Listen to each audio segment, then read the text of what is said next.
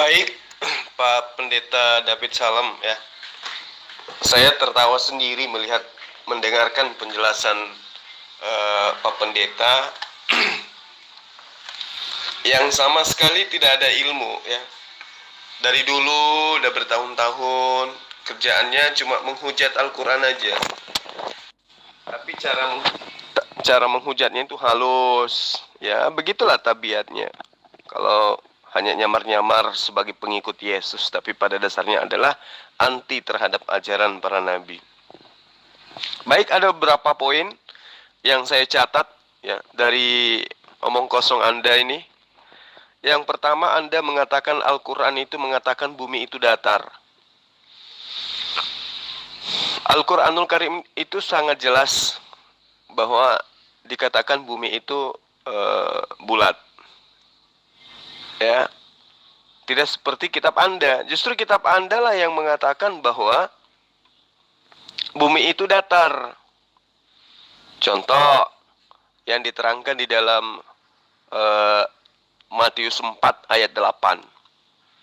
Dan iblis membawanya pula ke atas gunung yang sangat tinggi dan memperlihatkan kepadanya semua kerajaan dunia dengan kemegahannya. Coba. Iblis membawa Yesus ke atas bukit, ke atas gunung yang tinggi, lalu kemudian Yesus melihat semua kerajaan, maksudnya semua hal-hal yang ada di muka bumi. Berarti bumi datar. Lalu kemudian di dalam Lukas 4 ayat 5, ayatnya juga sama. Kemudian ia membawa Yesus ke suatu tempat yang tinggi dan dalam sekejap mata ia memperlihatkan kepadanya semua kerajaan di dunia. Artinya bumi datar kan? Jadi kitab Anda lah yang menerangkan kalau bumi itu datar. Jadi itu makanya saya bilang belum pernah saya menemukan seorang Kristen yang tidak bocor halus, semua bocor halus. Pendeta David cara bicaranya santun, tetapi isinya kosong. Membuktikan otaknya juga bocor halus gitu. Coba kita lihat di dalam Daniel 4 ayat 10. Adapun penglihatan yang kudapat di tempat tidurku itu kemudian, di tengah-tengah bumi ada sebatang pohon yang sangat tinggi. Di tengah bumi ada sebatang pohon yang tinggi. Pohon itu bertambah besar dan kuat, sehingga sampai ke langit. Dan dapat dilihat sampai ke ujung seluruh bumi. Berarti, bumi datar. Jadi ayat ini sangat-sangat valid membuktikan bahwa penulis gospel menganggap bahwa bumi itu datar. Karena tidak mungkin seorang bisa melihat seluruh bagian bumi walaupun orang tersebut berada di atas pohon dan gunung tertinggi di dunia sekalipun, ya, kalau tidak datar bumi ini. Ini menunjukkan bahwa bumi menurut gospel itu adalah datar. Nah, lalu bagaimana kemudian yang diterangkan di dalam kitab Yesaya maksud saya, dan juga di dalam kitab Mazmur, semua menerangkan kalau bumi itu datar.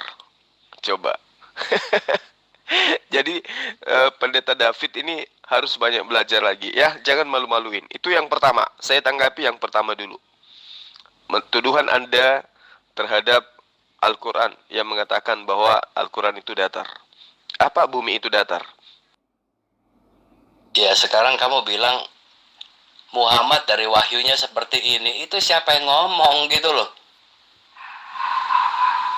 Orang kisahnya aja kisah orang Israel kebanyakan. Dan itu pun isinya salah. Kamu tahu nggak sih bahwa Quran itu menjelaskan yang salah ya? Nggak cocok itu kalau dengan Torah itu, Umar. Itu paling penting gitu loh. Isi itu lebih penting daripada bahasanya. Ngerti nggak? Kalau isinya aja udah salah, kamu nggak bisa bilang, oh ini bahasanya segala macem. Kamu mau pakai bahasa apapun, kalau misalnya ada orang dari kutub nih bilang, oh matahari itu dari barat. Nah itu kan udah salah. Jadi kamu nggak usah ngomong pakai bahasa apapun, kalau udah bilang kebenarannya aja salah, ya salah gitu loh. Ya kalau ada orang mengatakan bumi itu datar, lu mau ngomong pakai bahasa apa? Ya udah salah. Ngerti nggak? Isi itu juga menentukan apakah dia benar apa salahnya. Nah, saya katakan Quran itu ya isinya aja udah salah. Ngerti? Kayak contohnya tadi ya, Adam diciptakan di surga. Itu berbeda dengan Torah. Torah mengatakan Adam diciptakannya di bumi. Makanya namanya Adamah. Adamah itu dari tanah. Makanya manusia kalau udah mati nih, dari debu kembali kepada debu. Dari tanah asalnya akan kembali kepada tanah. Kita kan jadi tanah semua. Yang hidup terus adalah ruhnya, ya kan? Nah, itu akan dipertanggungjawabkan itu. Jadi bukan manusia dari surga. Saya katakan kalau dari surga ya ngapain Allah begitu kurang bijaknya kan? Di surga kan udah nggak ada dosa, udah enak kok, malah diterjunkan ke bumi ya. Saya akan komplain benar-benar ke Tuhan itu kalau sampai enak aja orang nenek moyangnya dari surga, tahu-tahu sayanya ditinggal di bumi ya kan? Emang enak di bumi? Coba mikir ya, mikir, saya kasih tahu. Tadi mau ngomong apa itu tadi tuh?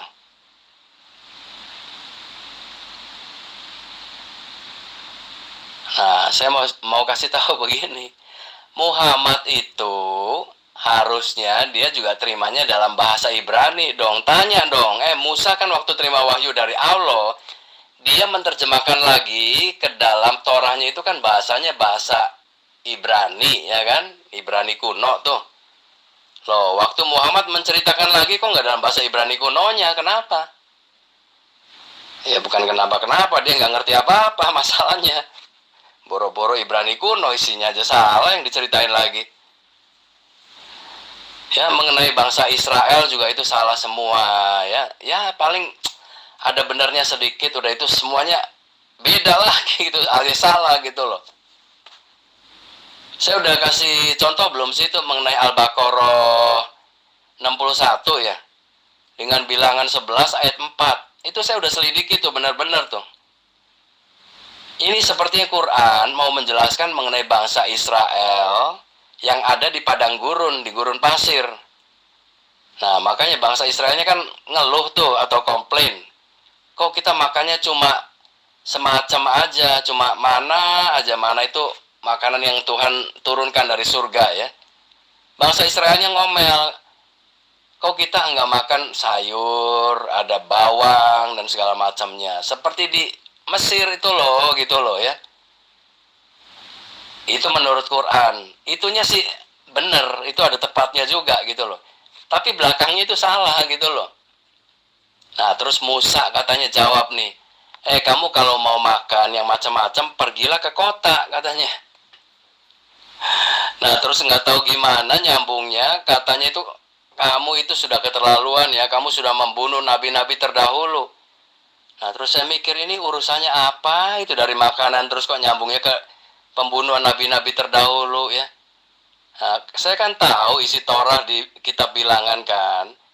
Itu nabi-nabi yang mana yang dibunuh oleh orang Israel zaman itu. Mereka baru keluar dari perbudakan Mesir gitu loh. Itu belum ada pembunuhan nabi-nabi. Nabi juga siapa sih yang disebut waktu itu sebelum Musa? Siapa ya? Kayaknya belum ada deh nabi-nabi yang disebut ya. Siapa? Mau Ibrahim? Ibrahim nggak dibunuh. Jadi nabi-nabi mana yang dibunuh oleh para orang Mesir, orang Israel itu? Ini isinya sangat berbeda sekali dengan bilangan 11 ayat 4 itu gitu loh. Ya kamu baca aja sendiri ya. Nih, Al-Baqarah ayat 61 bandingkan dengan bilangan 11 ayat keempat. Coba dibandingkan. Ya sepertinya buat saya ini kok Muhammad kayak orang denger-dengeran doang gitu, bener. Kayak orang, nih orang lagi cerita mengenai Israel ya. Nah terus dia denger gitu loh. Nah terus kalau pas di Al-Baqarah kan itu berarti 14 tahun kemudian setelah dia terima wahyu pertama kan. Nah mungkin dia ingat apa gimana, dia ceritain lagi gitu loh. Makanya isinya juga cuma 1-2 ayat, udah itu nanti nggak nyambung lagi, nggak tahu bicara lagi ke yang lain. Nah ini beda sekali dengan cara pewahyuannya di Torah itu nggak seperti itu. Kalau Torah itu beritanya itu disampaikan di dalam bentuk kisah. Ya, Muhammad mungkin mau dalam bentuk kisah juga, tapi dia nggak lengkap masalahnya. Makanya cuma 1 2 ayat, 3 ayat, udah itu selesai ya. Nggak ada juntrungannya, ntar nyambung lagi ke yang lain gitu loh. Itulah Quran kalian, Umar ya. Kalau kamu tahu tuh ya, mestinya kamu mikir juga, kok begini sih wahyu nih. Sebentar nanti di kitab ini, sebentar di kitab lain. Ya saya juga udah baca juga itu Quran kalian. Justru buat saya ini kok aneh banget sih. Itu loh, ya silakan kalau kita mau diskusi bandingkan ya begitu aja caranya. Itu tadi si Zulkifli udah dengar belum itu? Coba kamu kalau mau komen apa deh, saya mau dengar ya. Tinggalin komen dulu ya, nanti saya mau ada urusan kerjaan dulu nih. Kamu tinggalin aja dulu. Jadi sangat kelihatan pendeta David ini bocor halus, nggak ada ilmu sama sekali. Karena mencoba menilai Al-Quran dengan menjadikan perjanjian lama itu standar. Ya, rujukan benar salahnya Al-Quran itu tergantung dari apa yang tertulis di perjanjian lama. Padahal perjanjian lama itu bukan kitabnya Nabi Musa, bukan kitabnya para nabi, melainkan hanya terjemahan orang yang tidak dikenal. Karena Pak David ini tidak ngerti bahasa Ibrani. Dia hanya umat terjemahan. Makanya saya katakan salah satu pendeta bocor halus ya pendeta David. Mulutnya melontarkan kalimat itu pelan, halus, santun, tapi muatannya hanya menghujat. Kenapa menghujat? Ya itu dia, karena bahlul, nggak ada ilmu.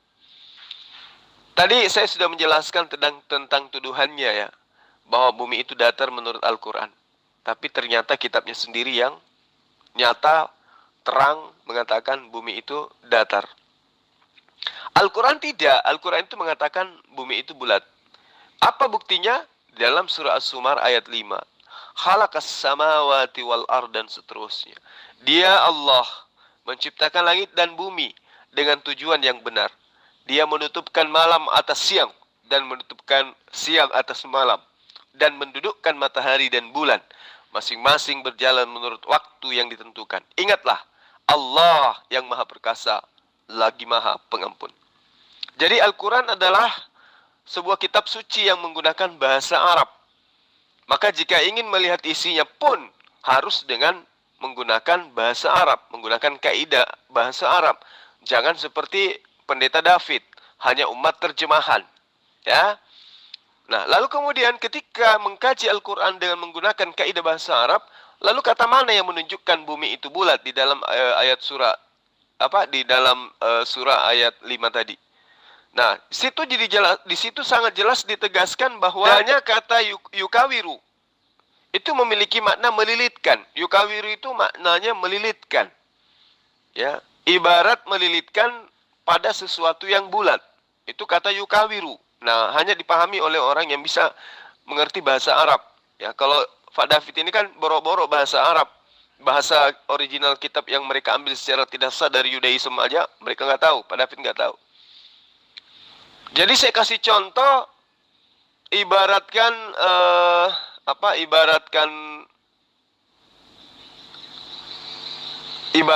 bola, ya, ibaratkan bola. Misalnya nih saya kasih contoh, ibaratkan bola. Kemudian bola ini dililitkan kain padanya. Maka jelas ini yang dimaksud dengan yukawiru menunjukkan bahwa bumi itu bulat karena dililitkan pada objek yang bulat, gitu. Itu isyarat bahwa bentuk bumi bulat dari ayat Az-Zumar. Jadi isyarat tegas ini juga dipahami dengan penjelasan bahwa bumi itu sesuai dengan dalil Al-Quran. Ya. Dalil Al-Quran di dalam surah Az-Zumar ayat 5 itu ada kata ta'wir. Ta'wir ini adalah menjadikan sesuatu seperti bola yang saya jelaskan tadi. Seperti melilitkan surban di kepala. Dan seperti diketahui bahwa siang dan malam terjadi secara bergiliran pada bumi, maka itu hanya bisa terjadi kalau bumi itu bulat. Ya. Sudah semestinya bentuk bumi itu pastinya bulat. Karena jikalau kita melilitkan sesuatu pada sesuatu yang lain, ya, dan bumi dalam hal ini adalah yang dililitkan oleh siang dan malam, maka sudah semestinya bumi itu bulat. Itu nggak bisa diragukan lagi. Ya. Jadi kata takwir itu jelas artinya adalah tadwir. Makna kata tadwir artinya memutar. Nah, Anda harus tahu bahwa siang dan malam adalah bergantian menyelimuti bumi. Jika keduanya diputar, maka sudah semestinya bumi bentuknya bulat. Ya, kalau tidak bulat, maka tidak akan terjadi malam. Tapi selama-lamanya akan siang. Selama matahari bersinar, selama itu juga terjadi siang. Tidak akan pernah ada malam, karena buminya datar gitu. Tapi terjadi siang dan malam dalam Al-Quran, membuktikan bahwa jelas bumi itu bulat menurut Al-Quran. Ya itu aja dulu ya, supaya umat terjemahan Pendeta David bisa paham dengan baik. Kitab Anda lah yang mengatakan bumi itu datar, sementara Al-Quran mengatakan bumi itu bulat. Itu tadi si Zulkifli udah dengar belum itu? Coba kamu kalau mau komen apa deh, saya mau dengar ya. Kemudian pendeta Pendeta David Salam ini yang tidak ada ilmu lagi-lagi mengatakan bahwa Al-Quran itu isinya salah, ya. Dari isinya aja salah kata dia. Karena menuduh Rasulullah Muhammad SAW itu ya hanya dengar-dengar kata dia. Apa pijakannya? Ya dia ini si David ini menjadikan Perjanjian Lama kitabnya Lai, kitab yang baru-baru aja dibuat sebagai standar untuk menilai Al-Quran. Coba tuduhannya dia yang mengatakan Adam itu diciptakan di bumi kata dia. Coba kita lihat ya. Saya akan mengulas bagaimana proses kisah penciptaan Adam di Gospel atau di Bible. Kita memulai dari kitab Kejadian milik orang Yahudi yang diambil oleh Kristen secara tidak sah. Kejadian 1 ayat 3 sampai ayat 5 dikatakan bahwa cahaya diciptakan hari pertama. Kejadian 1 ayat 14 ayat 19 dikatakan benda yang memancarkan cahaya bintang matahari diciptakan pada hari keempat. Apakah ini sudah sesuai dengan sains? Tentu tidak. Bagaimana mungkin penyebab cahaya diciptakan pada hari keempat dan cahaya sudah ada pada hari pertama? Itu Pendeta David ya, sunat dulu supaya bisa paham kitab yang Anda ambil dari Bani Israel.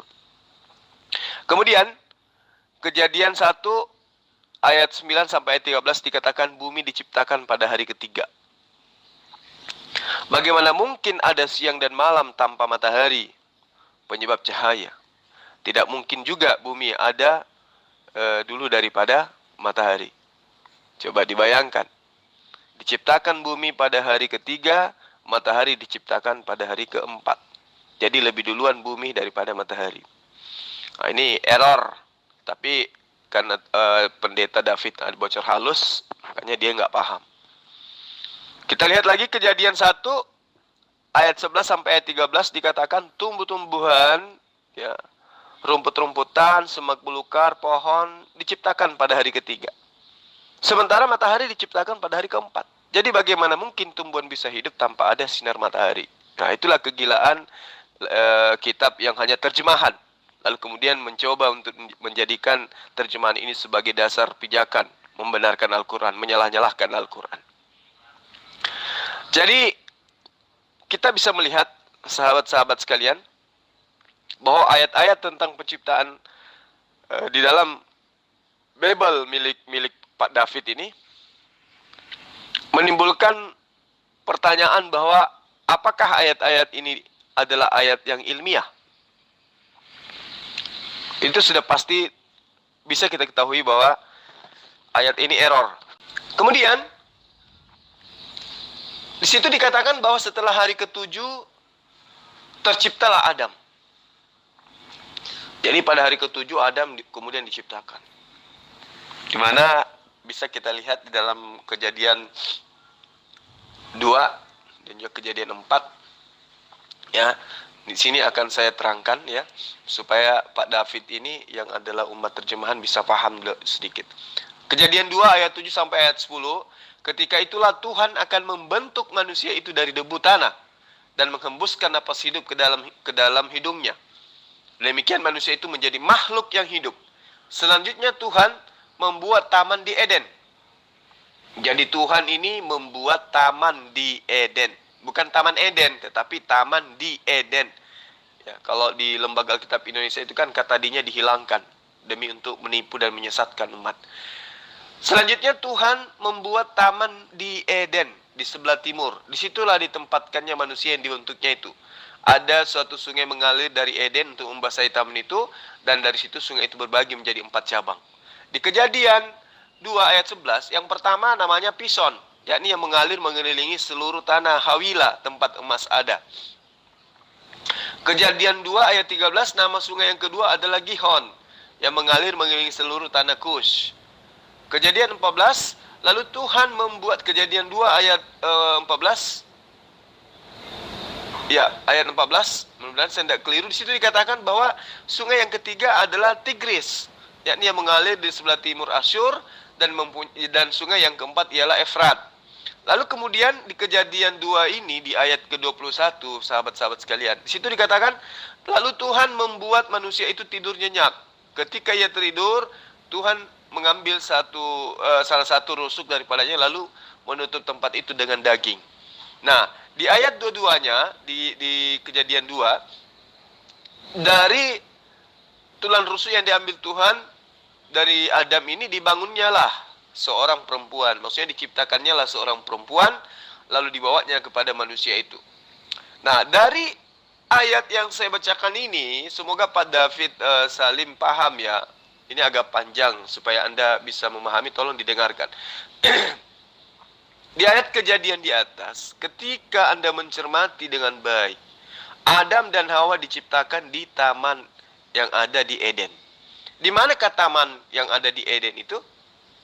Nah, coba nama-nama sungai yang ada di dalam itu, ada 4 sungai yang dicantumkan di sana. Pison, Hawila, sekitar India. Gihon di tanah Kus, sekitar pegunungan Hundukus, kemudian Efrat di Asyur sekitar Irak, begitu juga Tigris di Asyur juga sekitar Irak. Jadi bisa disimpulkan dari ayat ini bahwa Taman Eden, ya, Taman Eden atau Taman di Eden itu ada di tempat dilingkupi suatu daerah antara India, pegunungan Hindukus dan Irak. Nah, percayakah Anda semua, sahabat-sahabat semua, kalau ada Taman Eden di daerah tersebut? Taman Eden ini kan artinya taman surga, di mana tak ada taman lain yang seindah dengannya. Tetapi apakah hal itu bisa dibuktikan secara keilmuan modern? Jika memang Taman Eden itu ada di sana, bukankah seharusnya kita bisa melihat sekarang mesti hanya sisa-sisa? Dan bukankah sekarang ini banyak dijumpai tempat yang indah di bumi ini selain daerah tersebut? Jadi Kejadian 2 ayat 9, lalu Tuhan Allah menumbuhkan berbagai pohon-pohon dari bumi yang menarik dan yang baik untuk dimakan buahnya, dan pohon kehidupan di tengah-tengah taman itu, serta pohon pengetahuan tentang yang baik dan yang jahat. Nah, apakah benar ada pohon dari seluruh bumi terkumpul di daerah antara India, Hinduskur dan sampai Irak? Ada. Mana buktinya? Minimal ada sisa-sisa arkeolognya. Tapi ternyata tidak ada. Lalu kemudian di Kejadian 3 ayat 17, lalu firman-Nya kepada manusia itu, karena engkau mendengarkan perkataan istrimu dan memakan buah yang telah kuperintahkan kepadamu, jangan makan daripadanya, maka terkutuklah tanah karena engkau. Dengan bersusah payah engkau akan mencari rezekimu dari tanah seumur hidupmu. Lalu di ayat Kejadian 3 ayat 23, Tuhan Allah mengusir Adam dari Taman Eden supaya ia mengusahakan tanah dari mana ia ambil.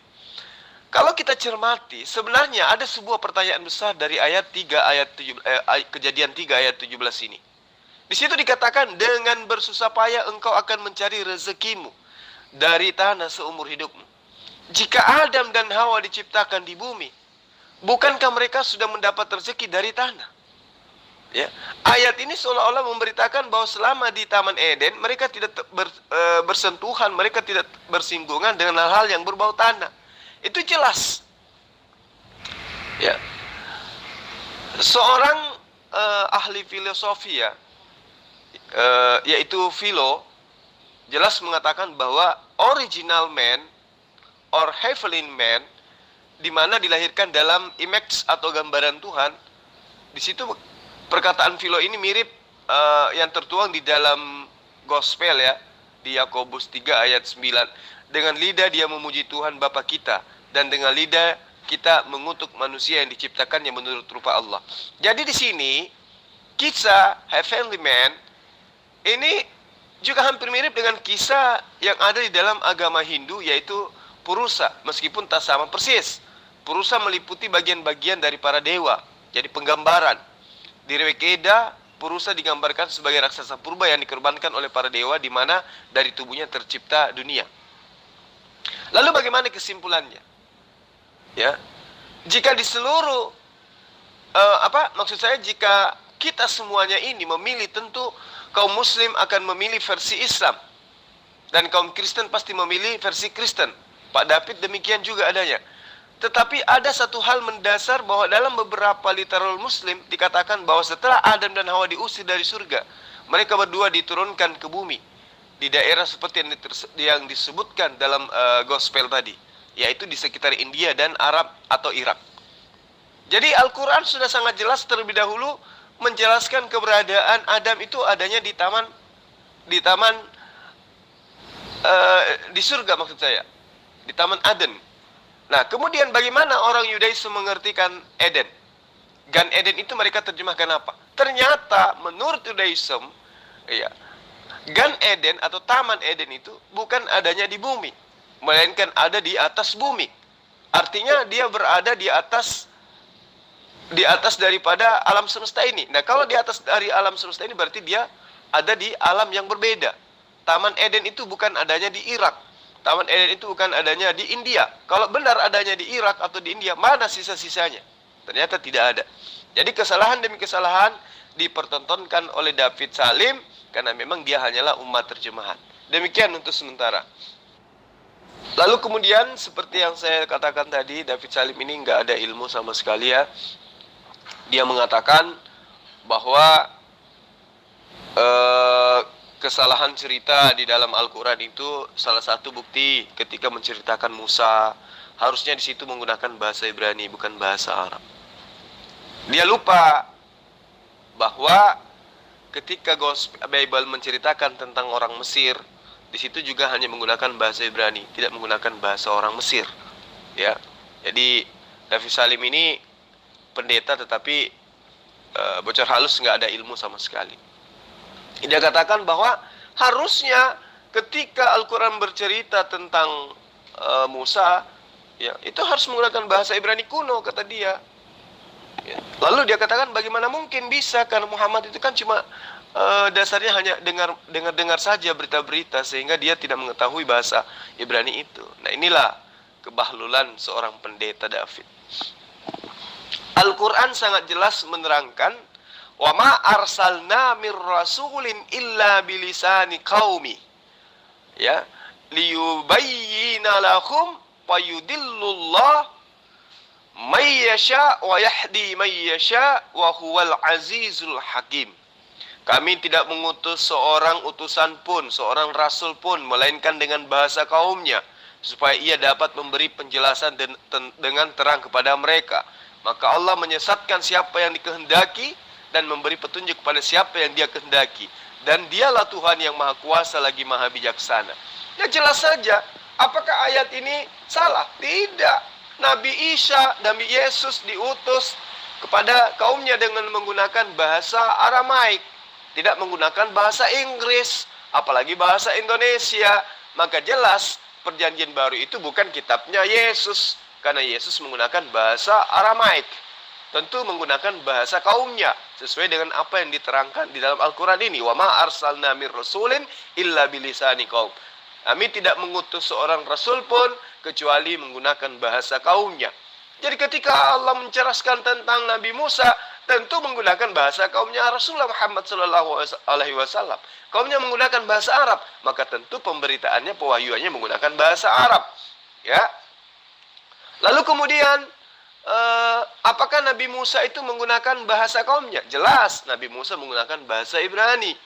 Ya, meskipun Nabi Musa menceritakan tentang bangsa di luar daripada bangsa Ibrani, bangsa Yahudi, Israel, Tetapi tetap saja dia menuliskan Torahnya menggunakan bahasa Ibrani, tidak ada campur bahasa Mesir di dalamnya.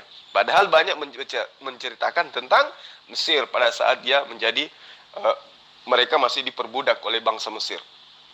Inilah salah satu bukti bahwa Pak David Salim itu ya memang error, tidak memiliki ilmu sama sekali.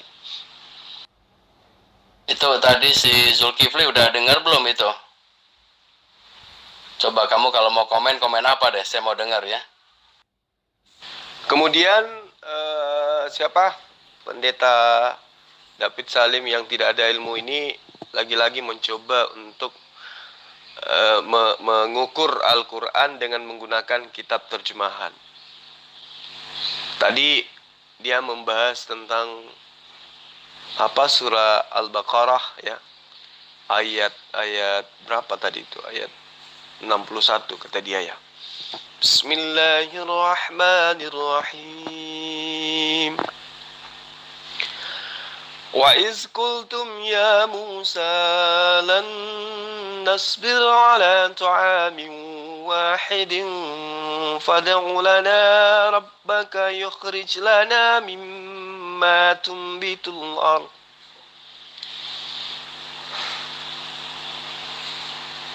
فادع لنا ربك يخرج لنا مما تنبت الأرض من بقلها وكثائها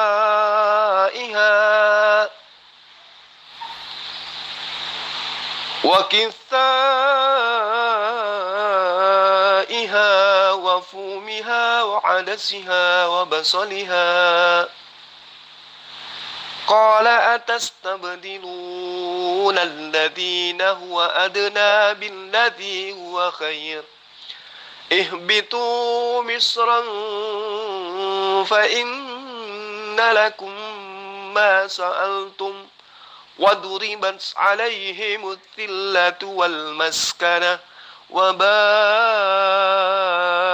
بغضب من الله ذلك بأنهم كانوا يكفرون بآيات الله ويقتلون النبيين بغير الحق ذلك بما عصوا وكانوا يعتدون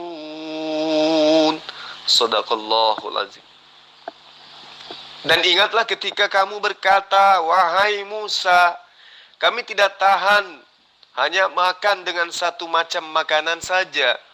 Maka mohonkanlah kepada Tuhanmu untuk kami, agar dia memberi kami apa yang ditumbuhkan bumi, seperti sayur-sayur, mentimun, bawang putih, kacang, adas, dan bawang merah. Lalu kemudian dia Musa menjawab, apakah kamu meminta sesuatu yang buruk sebagai ganti dari sesuatu yang baik? Pergilah ke suatu tempat, ya, pasti kamu akan memperoleh apa yang kamu minta. Kemudian mereka ditimpa kenistaan dan kemiskinan, dan mereka kembali mendapat kemurkaan dari Allah. Hal itu terjadi karena mereka mengingkari ayat-ayat Allah dan membunuh para nabi tanpa hak alasan yang benar. Yang demikian itu karena mereka durhaka dan melampaui batas. Umat terjemahan ini mencoba untuk mengkonfirmnya dengan bilangan 11 ayat 4. Padahal di ayat ini sangat jelas dikatakan, hasasuf, ya, dikatakan aser bekir hit atsu, kemudian ta'awa, yasubuh, lalu kemudian wayibku gambane Israel, yumaru miya aqilinu bashar. Jadi ayat ini mencoba dia bandingkan dengan apa yang tertuang dalam surah Al-Baqarah ayat 61. Orang-orang bajingan yang ada di antara mereka itu kemasukan nafsu rakus. Dan orang Israel pun menangislah pula dan berkata, siapakah yang akan memberi kita makan? Ya, makan daging maksudnya. Di ayat kelimanya dikatakan, kita teringat kepada ikan yang kita makan di Mesir dengan tidak bayar apa-apa. Ya, kepada mentimun, semangka, bawang prei, bawang merah, dan bawang putih. Lalu kemudian di ayat 6-nya dikatakan, tetapi sekarang kita kurus kering, tidak ada satupun apapun kecuali manna. Ya, ini saja yang kita lihat. Ya, jadi sahabat-sahabat sekalian, David Salim ini memang saya katakan bahwa masih perlu banyak belajar ya, meskipun dia adalah seorang pendeta, tapi keilmuannya, pemahamannya tentang ayat suci Al-Quran itu sama sekali tidak ada ya, karena memang dia ini hanya umat terjemahan, dia nggak memahami apa itu yang tertuang dalam Al-Quran secara Alkitabiah. Lalu kemudian Al-Quran itu datang untuk meluruskan, membenarkan apa yang sudah diajarkan oleh para nabi, meluruskan apa yang disesatkan oleh pengarang gospel dan pengarang Bible, maksudnya penerjemah yang mempelintir-pelintir terjemahan gitu. Kenapa saya katakan mempelintir terjemahan? Ya tadi sudah jelas bagaimana kitab Kejadian matahari ada nanti di hari keempat, bumi ada, tumbuh-tumbuhan ada hari ketiga, sinar matahari sudah ada hari pertama. Itulah bukti bahwa apa yang diterangkan oleh gospel Bible itu error semuanya, diluruskan kemudian oleh Al-Quran. Tapi si David ini yang tidak ada ilmu sama sekali, sunat pun tidak, itu mencoba untuk menyalahkan Al-Quran dengan menggunakan kitab lain, lembaga lupa ayat Injil. Jadi bagaimana mungkin kebenaran itu bisa tersampaikan kepada siapa? Kepada si David Salim ini. Lalu kemudian dia katakan, di situ dikatakan membunuh nabi-nabi. Anda lupa, coba Anda baca di Lukas 11 ayat 47. Celakalah kamu sebab kamu membangun makam nabi-nabi, tetapi mereka moyangmu telah membunuh mereka. Itu jelas dalam kitab Anda, tapi karena Anda tidak terpelajar, tahunya hanya perpuluhan, maka ya Anda tidak tahu. 1 Raja-Raja 19 ayat 1, ketika Ahab memberitahukan kepada Yezabel segala yang dilakukan Elia dan perihal Elia membunuh semua nabi itu dengan pedang. Matius 14 ayat 5, Herodes ingin membunuhnya, tetapi ia takut akan orang yang banyak datang kepada Yohanes sebagai nabi. Matius 23 ayat 31, tetapi dengan demikian kamu bersaksi terhadap diri kamu bahwa kamu adalah keturunan pembunuh nabi-nabi itu. Wahyu 18 ayat 24, dan di dalam terdapat darah nabi-nabi dan orang-orang kudus dan darah semua orang yang dibunuh di bumi. Kemudian di Roma 11 ayat 3, Tuhan nabi-nabimu telah mereka bunuh, mesbah-mesbahmu telah mereka runtuhkan, hanya aku seorang dirilah yang masih hidup dan mereka ingin mencabut nyawaku. Hosea 6 ayat 5, sebab itu aku telah meremukkan mereka dengan perantaraan nabi-nabi, aku telah membunuh mereka dengan perkataan dari mulutku sendiri, dan hukumku keluar seperti terang. Lalu kemudian di dalam Lukas 11 ayat 49 juga menerangkan hal yang sama. Kemudian 1 Raja-Raja 18 ayat 13, tidakkah diberitahukan kepada tuanku apa yang telah kulakukan pada waktu Izabel membunuh para nabi-nabi Tuhan, sebagaimana aku menyembunyikan 100 orang nabi-nabi Tuhan dalam gua, 50, kemudian sekelompok dari pengurus makanan dan minuman mereka. Jadi ayat demi ayat itu diterangkan di dalam kitabmu yang kamu ambil dari Bani Israel tanpa kamu ketahui. 1 Raja-Raja 19 ayat 4, aku bekerja segiat-giatnya bagi Tuhan Allah semesta alam, karena orang Israel meninggalkan perjanjianmu, meruntuhkan mesbah-mesbahmu, dan orang Israel membunuh nabi-nabimu dengan pedang. Itu jelas sekali dikatakan dalam kitab yang kamu tenteng setiap saat. Tapi karena pendeta David tidak ada ilmu, maka mencoba untuk menyala-nyalakan Al-Quran, di mana membaca huruf abjad hijaiyah saja. Pendeta David Salim tidak ada ilmu sama sekali. Ya sekarang kamu bilang Muhammad dari wahyunya seperti ini, itu siapa yang ngomong gitu loh. Orang kisahnya aja kisah orang Israel kebanyakan, dan itu pun isinya salah. Kamu tahu gak sih bahwa Quran itu menjelaskan yang salah ya? Nggak cocok itu kalau dengan Torah itu, Umar. Itu paling penting gitu loh. Isi itu lebih penting daripada bahasanya. Ngerti nggak? Kalau isinya aja udah salah, kamu nggak bisa bilang, oh ini bahasanya segala macem. Kamu mau pakai bahasa apapun, kalau misalnya ada orang dari kutub nih bilang, oh matahari itu dari barat. Nah itu kan udah salah. Jadi kamu nggak usah ngomong pakai bahasa apapun, kalau udah bilang kebenarannya aja salah, ya salah gitu loh. Ya kalau ada orang mengatakan bumi itu datar, lu mau ngomong pakai bahasa apa? Ya udah salah. Ngerti nggak? Isi itu juga menentukan apakah dia benar apa salahnya. Nah saya katakan Quran itu ya isinya aja udah salah. Ngerti? Kayak contohnya tadi ya, Adam diciptakan di surga. Itu berbeda dengan Torah. Torah mengatakan Adam diciptakannya di bumi. Makanya namanya Adamah. Adamah itu dari tanah. Makanya manusia kalau udah mati nih, dari debu kembali kepada debu. Dari tanah asalnya akan kembali kepada tanah. Kita kan jadi tanah semua. Yang hidup terus adalah ruhnya, ya kan? Nah, itu akan dipertanggungjawabkan itu. Jadi bukan manusia dari surga. Saya katakan kalau dari surga ya ngapain Allah begitu kurang bijaknya kan? Di surga kan udah nggak ada dosa, udah enak kok, malah diterjunkan ke bumi ya. Saya akan komplain benar-benar ke Tuhan itu kalau sampai enak aja orang nenek moyangnya dari surga, tahu-tahu sayanya ditinggal di bumi ya kan? Emang enak di bumi? Coba mikir ya, mikir, saya kasih tahu. Tadi mau ngomong apa itu tadi tuh?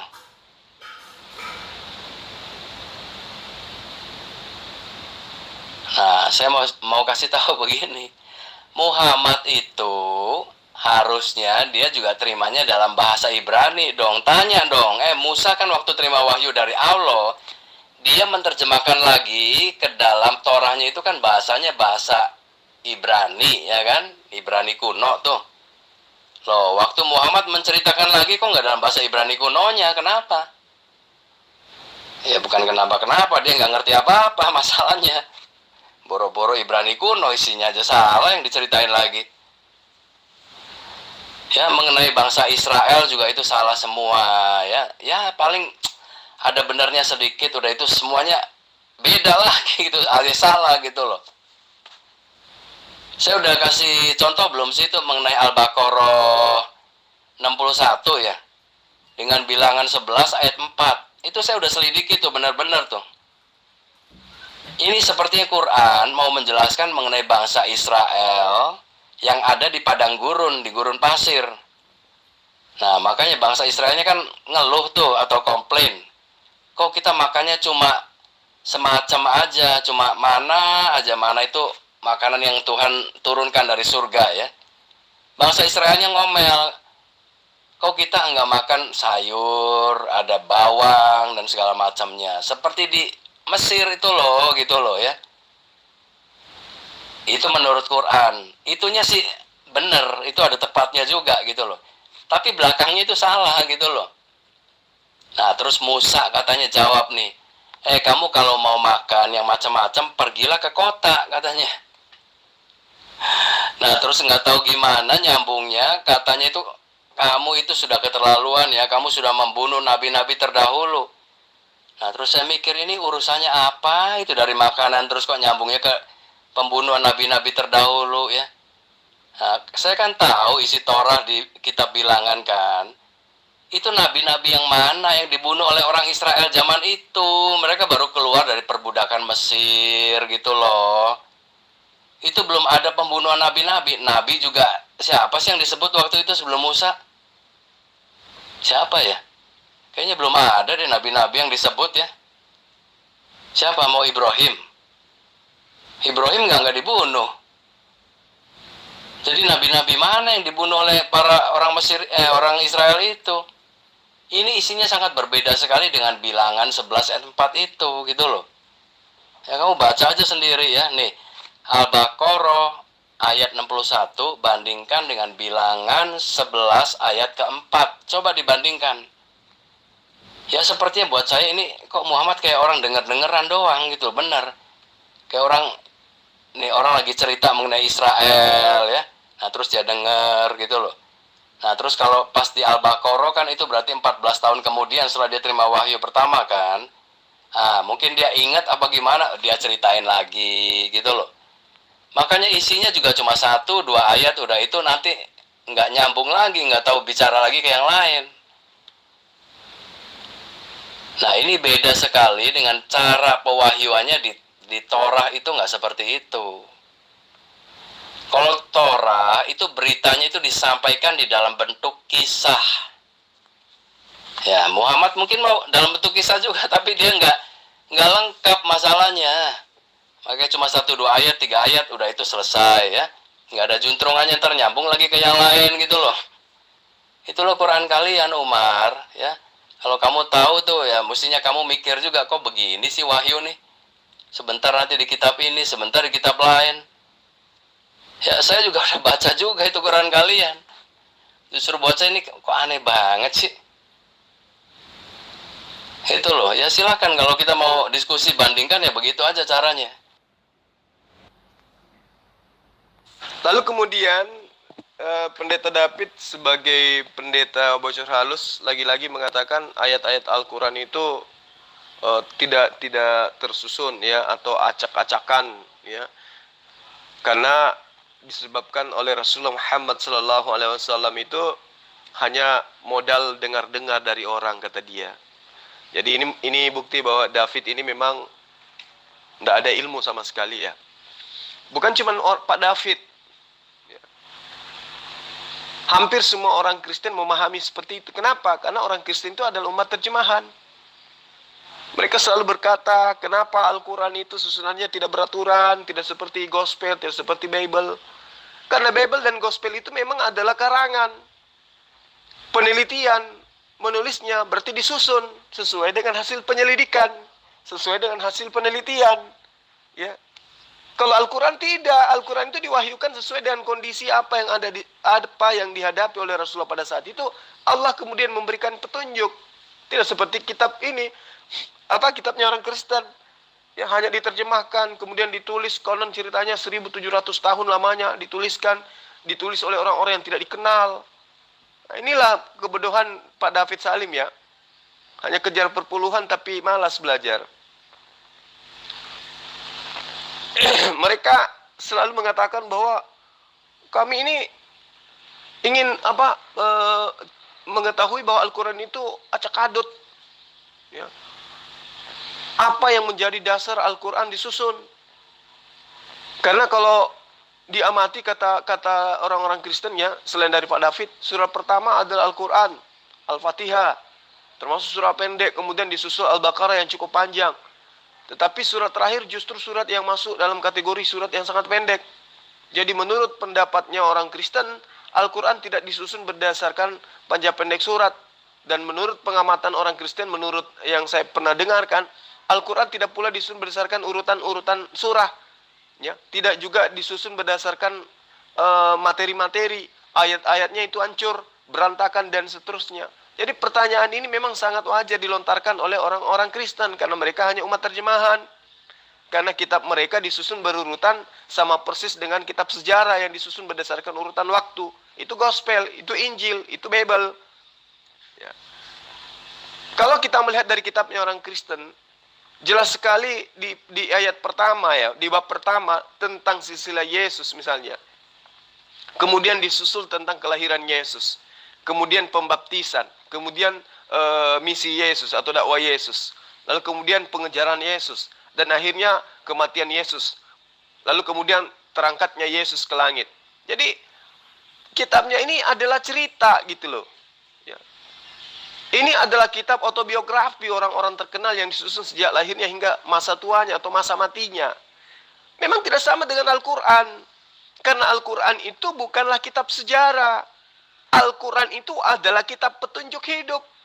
Al-Quran itu adalah kitab yang berisi hukum-hukum, pelajaran-pelajaran, ya, dan lain sebagainya. Sehingga Al-Quran itu memang diwajibkan mengkajinya untuk mengetahui isinya. Beda dengan kitabnya Kristen. Kitabnya Kristen itu memang buku biografi gitu loh.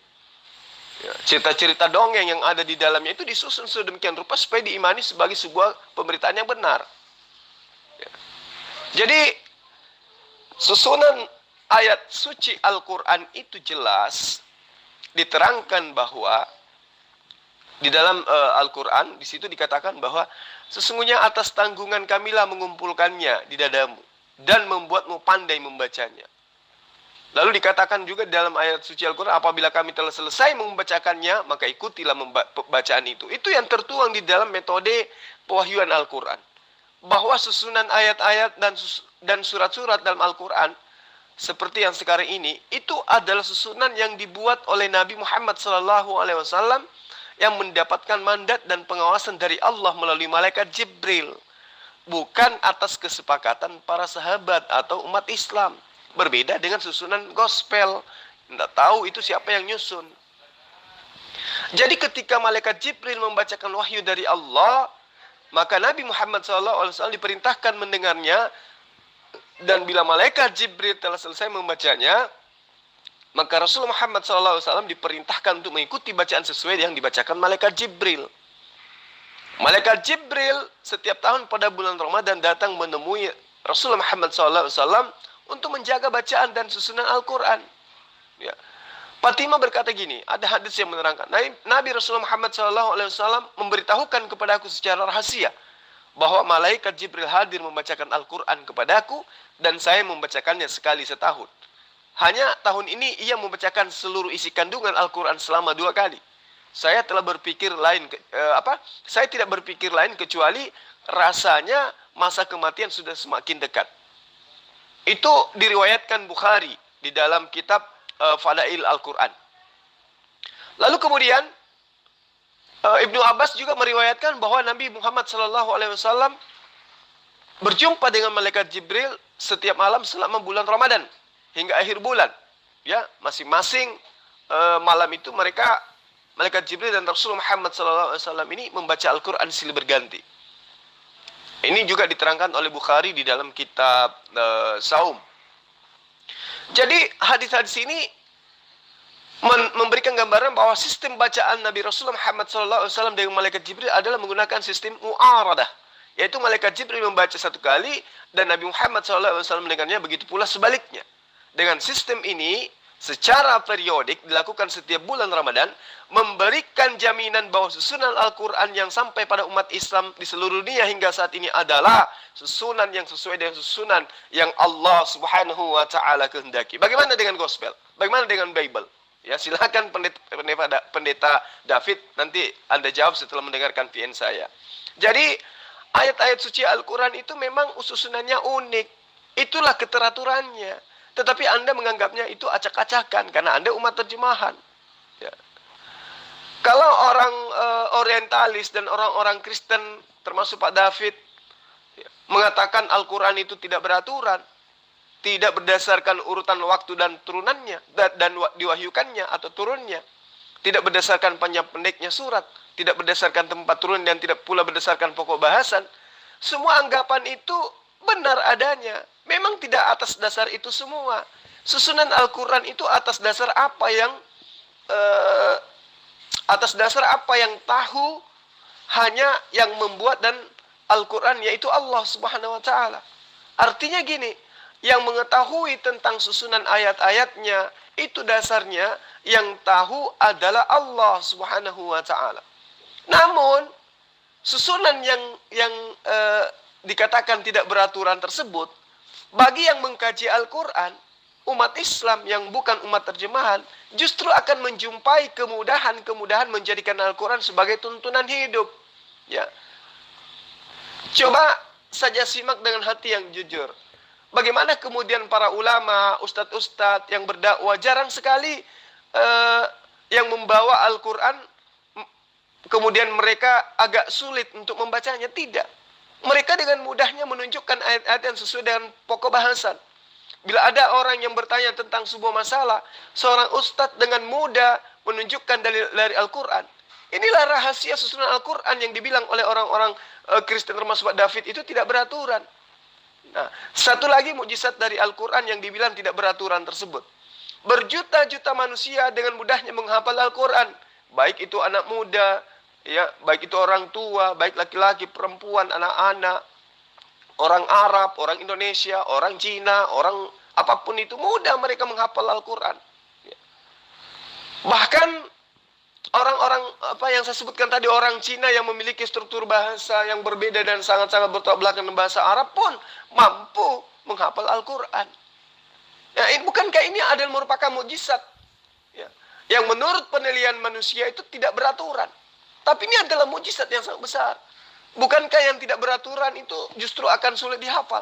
Tapi faktanya Al-Quran mudah sekali dihafal. Itu artinya bahwa Al-Quran sangat beraturan susunannya. Hanya manusia yang bahlul, yang tidak tahu apa-apa, yang tidak memahami Al-Quran secara textual proof, yang tidak memahami original teksnya, yang mengatakan bahwa Al-Quran itu tidak beraturan. Karena tidak ada ilmu. Ya. Lalu pertanyaan saya, mengapa tidak ada seorang pun yang mampu menghafal gospel? Padahal susunannya sudah beraturan. Itulah ya, Pak David, Anda harus banyak belajar. Keilmuan Anda sangat minim. Saya iba melihat Anda sudah lama, tapi masih begitu-gitu juga. Anda hanya bisa menghujat secara halus, tapi pemahaman Anda tidak ada tentang Al-Quran dan juga terhadap kitab Anda. Tinggalin komen dulu ya. Nanti saya mau ada urusan kerjaan dulu nih. Kamu tinggalin aja dulu. Jadi saya tidak ingin mengikuti alur kebahlulan Pak David ya. Umat terjemahan yang tidak tahu sama sekali. Al-Quran itu diwahyukan oleh Allah melalui malaikat Jibril, kemudian kepada Rasulullah Muhammad SAW.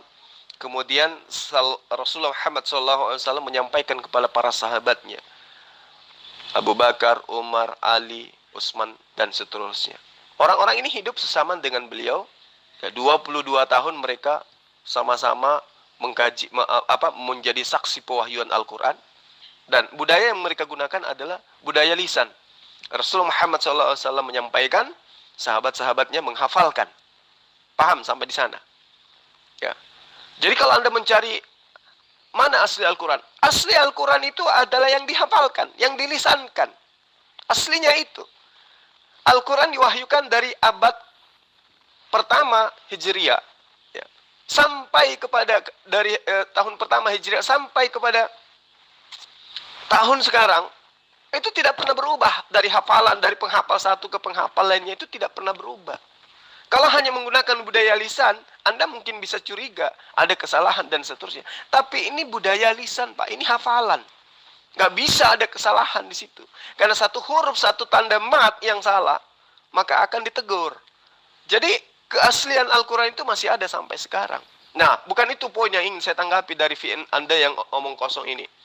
Yang ingin saya tanggapi adalah, bagaimana kemudian ayat-ayat suci Al-Quran itu dilisankan dari mulutnya Rasulullah Muhammad SAW berpindah kepada kuping para sahabatnya yang hidup bersama dengan dia, lalu kemudian dibukukan.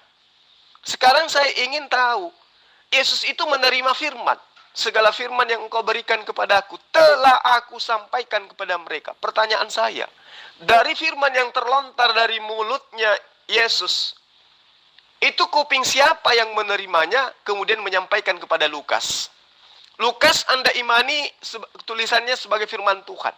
Coba Anda tunjukkan kepada saya, siapa oknum yang menjadi perantara antara lisannya Yesus dengan kupingnya Lukas? Tunjuk suatu nama. Kalau tidak, berarti kitab Anda, jangankan duduk sebagai kitab suci, menjadi level hadis palsu aja nggak bisa.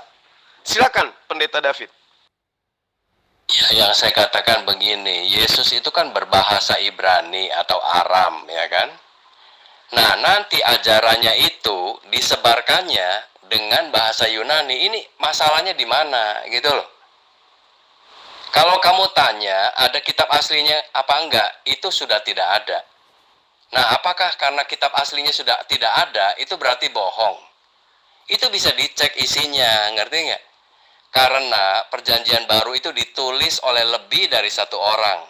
Itu bisa dibandingkan isinya antara Matius, Markus, Lukas, Yahya, ya kan? Surat-surat Paulus, nanti ada Petrus, ada Yohanes, ada Yudas. Kamu pelajari dulu. Jadi nggak usah mana aslinya. Ya, semua kalau yang kuno-kuno itu aslinya sudah tidak ada, ngerti nggak? Apalagi kalian Quran, aslinya mana? Coba saya tanya. Emang Quran ada aslinya? Saya katakan ya, Quran itu bukan cuma Muhammad loh. Menurut saya sih, kemungkinan besarnya itu ada orang-orang lain yang menambahinya. Jadi kalian jangan terus-menerus dibohongi gitu loh. Bagaimana kalau sekarang saya tanya, Quran kalian mana aslinya? Ada? Nih, gampangnya gini ya. Quran yang kamu percaya, yang katanya tidak ada perubahan titik dan komanya, itu aja kan katanya dari versi apa? Haf, ya kan? Nah, padahal kan ada versi lain kan? Apa itu? Was ya? Was atau waf itu? Atau apa itu? Itu aja baru 2 loh. Kenyataannya masih ada lagi. Versi maksud, ya kan? Itu yang saya tahu. Belum nanti nih kalau ada orang yang mengerti versi-versi Quran, itu katanya ada lebih dari 10. Coba mana sekarang yang katanya versi Utsman itu mana? Yang aslinya mana? Apalagi yang katanya nih ada ditulis di kulit-kulit. Mana coba? Kamu juga jangan bodoh, Umar, ya. Itu bahasa Arabnya sekalipun ya, itu beda dengan bahasa Arab yang sekarang. Ngerti gak sih? Coba mana Quran dalam bahasa asli Arab yang dulu di zaman Muhammad hidup, ada nggak?